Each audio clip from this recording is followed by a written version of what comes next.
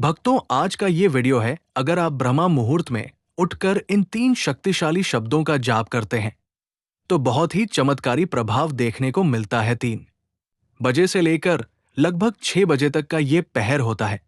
ये पूरा पहर बहुत पावरफुल होता है। इस समय को कभी भी सोकर नहीं गंवाना चाहिए। जिसने भी जिंदगी में कुछ भी पाया है उसने अपने ब्रह्मा मुहूर्त का सही इस्तेमाल जरूर किया है। इसलिए इस समय को जरूर से जरूर उपयोगी बनाएं।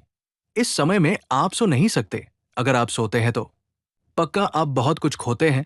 तो क्या किया जाए?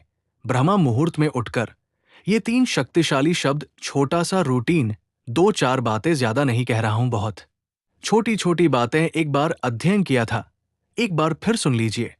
इस समय पर मां सरस्वती जुबान पर बैठती है। उस समय आप क्या करें? वो टाइम होता है 3:20 से 3:40 के बीच में। ये 20 मिनट में आप अपने साथ जो भी कहते हैं वो बहुत बहुत बहुत कीमती होता है। वो तुरंत मां सरस्वती जुबान पर बैठी होते हैं तो तुरंत आपके जीवन में वह चीज फलीभूत हो जाती है। तो क्या किया जाए?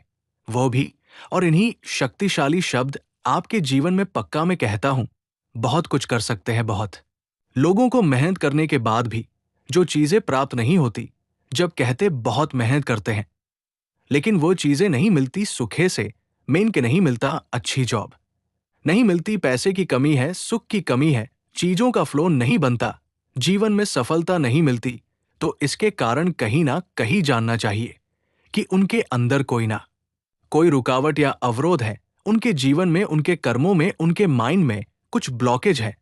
उस रुकावट को ओवरकम करने के लिए हमें कोई कंपन यूनिवर्स को भेजनी चाहिए जो पुरानी हमारी नकारात्मक को, ब्लॉकेज को ओवरकम कर सके। तो क्या किया जाए?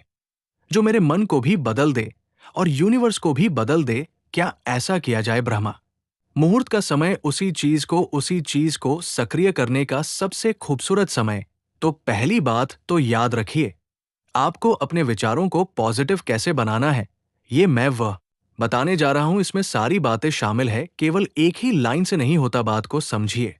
पहली बात तो क्या सकारात्मक आपको बोलने, आपको जरूर अफर्मेशन ये बोलना है। ब्रह्मा मुहूर्त में उठिए 3 से 5 बजे के बीच में। 3:20 से 3:40 वाला टाइम सबसे मूल्यवान है। इसमें से 5 मिनट पहले उठ जाए। 5 मिनट पहले उठकर अपने इष्ट गुरु भगवान के आगे प्रार्थना जरूर करें, हाथ जोड़कर। आपको भगवान, यूनिवर्स, अगर खुला आकाश मिल जाए तो बहुत उत्तम, ना मिले तो मान लीजिए आप भगवान शिव से कनेक्टेड या संपर्क में है, या जो भी आपके गुरु इष्ट है उनसे कनेक्ट होकर उनके चरणों में दंडवत प्रणाम कीजिए।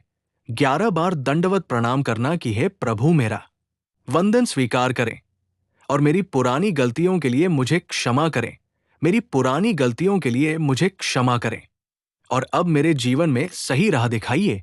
ये मेरे कहने से करिए। 11 बार दंडवत करना है और प्रार्थना करना कि कृपया करें, मुझ पर अपनी कृपा दृष्टि बनाए रखिए। दंडवत करने से आप क्या करते हो? दंडवत प्रणाम समझते आप पूरा पेट के बल, सिर के बल ऐसे लेट जाते हैं। पूरा पेट के बल लेटकर गुरु के चरणों में, भगवान के चरणों में माथा रखकर प्रणाम करते पूरा लेटकर। जब आप 11 बार फिर उठते हैं, फिर प्रणाम करते, फिर उठते हैं, फिर प्रणाम करते, फिर प्रार्थना करते, प्रभु आपकी कृपा दृष्टि मुझ पर बनी रहे और मेरी पुरानी गलतियों के लिए मुझे क्षमा करें। अब मेरी प्रार्थना स्वीकार करें। अब मैं जो कह रहा हूं मेरी प्रार्थना को स्वीकार करें। अब आपको ये बोलना है। क्या बोलना है? सुनो, अपने आप को बोलना है, ये जो 3 गोल्डन वर्ड है, मैं बहुत भाग्यशाली हूं, मैं बहुत लकी हूं। एक ही बात है, इसको 4 कहे, 3 कहे, मकसद वही है। मैं भाग्यशाली हूं, बहुत भाग्यशाली हूं।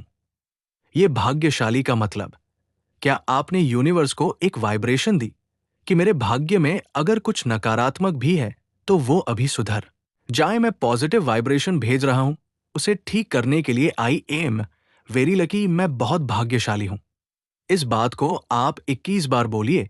मैं बहुत भाग्यशाली हूं, मैं बहुत भाग्यशाली हूं, मैं बहुत भाग्यशाली हूं। जो आपने बोला यूनिवर्स में स्प्रेड हो जाएगा।